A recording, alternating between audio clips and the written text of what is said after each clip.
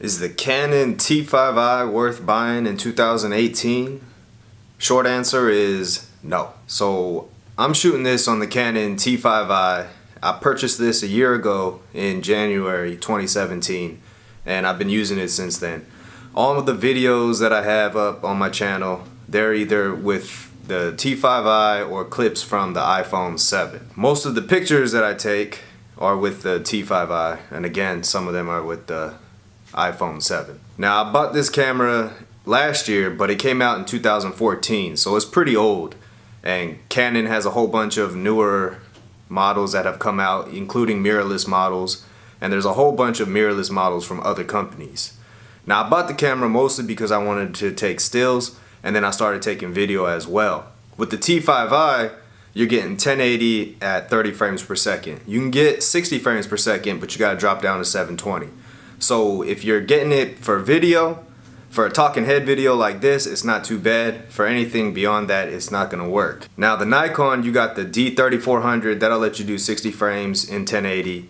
Panasonic has some models, Olympus has some models, you know, the G7, the EM10. I believe you can do 60 frames in 1080. And then of course you got Sony with the a6000.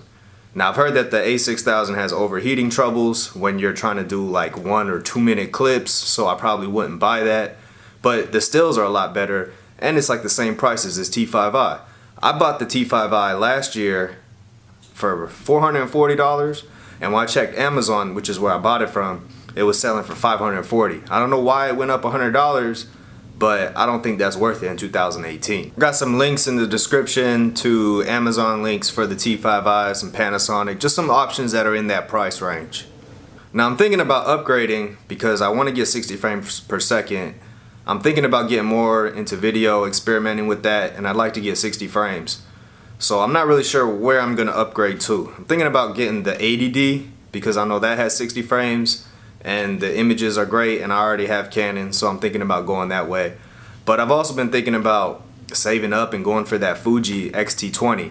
A lot of these new mirrorless cameras are looking pretty nice, and to be honest, the Canon, you know, it's a bit clunky, it's a bit big.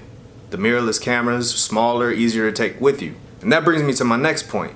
They say that the best camera is the camera that you have on you, right? Which is why a lot of times it's just this iPhone. Now taking a DSLR with you everywhere you go, sometimes that can be a little cumbersome. So in that case, you know, an a6000 might not be too bad. But so I would say if you're trying to get into a camera, you're upgrading from your smartphone, upgrading from a point and shoot, something along those lines. If you want a DSLR, I'd say maybe look at Nikon with the D3400, maybe the 3300. And if you want something a little bit smaller, you're not trying to get something real bulky, look into the mirrorless options with Sony, or I would probably recommend Panasonic or Olympus, or even Fujifilm, depending on what your budget is. Anyway, the next purchase for me would probably be lenses. I'm probably not going to replace the body for a while. You know, I put up a video about the new Yongnuo 50mm lens that I picked up, and I also bought this Canon 55-250 IS. I think this is the first version. But I bought this used for 74 bucks. I'll probably put a video on this after I've used it for a little bit.